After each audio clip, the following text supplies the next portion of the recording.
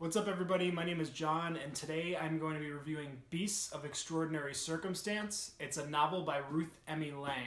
I gave this one 3 out of 5 stars. I really enjoyed it, and I want to talk about the reasons why I did. Now, as far as the plot of the book, this one centers around a guy named Waylon. He's this mysterious guy who was raised by wolves when he was a kid, and the entire story is told through the perspectives of people who know him or have gone through experiences with him. There always seems to be something magical or extraordinary that happens when Waylon is around.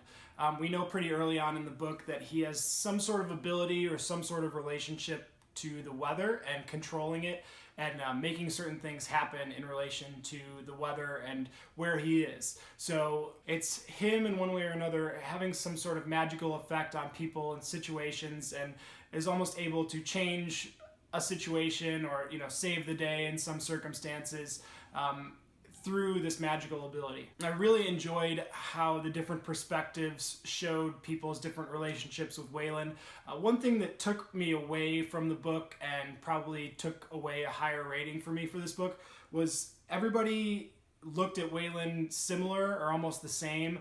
A lot of the voices and perspectives were really similar. There were a few that stood out, but between the 8, 9, or 10 characters in the book that have a story to do with Waylon, everybody is similar, and I thought that was a missed opportunity to do some character development and show people experiencing Waylon, this main character, through a different lens. And in relation to those characters, I think with cramming in however many perspectives there were in this book, I thought that some of the storylines felt a little rushed.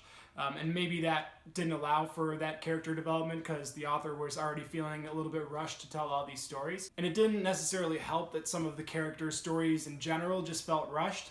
Maybe that's what took the author away from being able to build out their character a little bit more, is that all these perspectives were crammed into this one book, and it's, it's 300-something pages, and I think there was enough room to tell some character stories a bit more, but particularly towards the end when there was all these loose ends to tie up for these different people's stories. Some of them just dropped off, and some of them just had a quick paragraph wrap up towards the end of their story. I think one of them was just, I grew up and this is what I ended up doing, and that was that. And it was literally like 3 or 4 sentences. So as far as being invested in the characters, it's really hit or miss. And I don't know if that was the intention of the author, to really make you focus on Waylon and this one other character who he has this particular relationship with. But picture this as almost being a fairy tale mixed with Forrest Gump.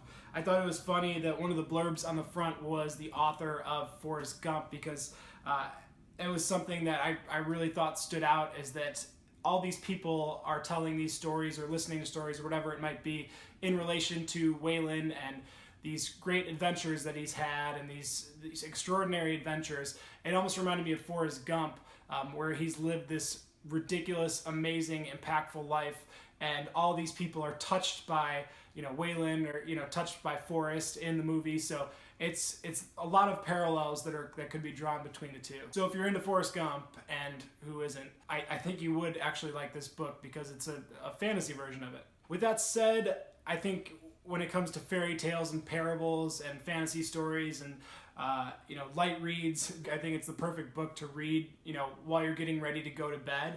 It's very light and whimsical and fun, and just a journey to let yourself kind of get lost in, because it's almost an adult fairy tale, and it was enjoyable. It's just that those character development elements weren't there for me for a few of these characters, which took my end feelings of the book down just a little bit.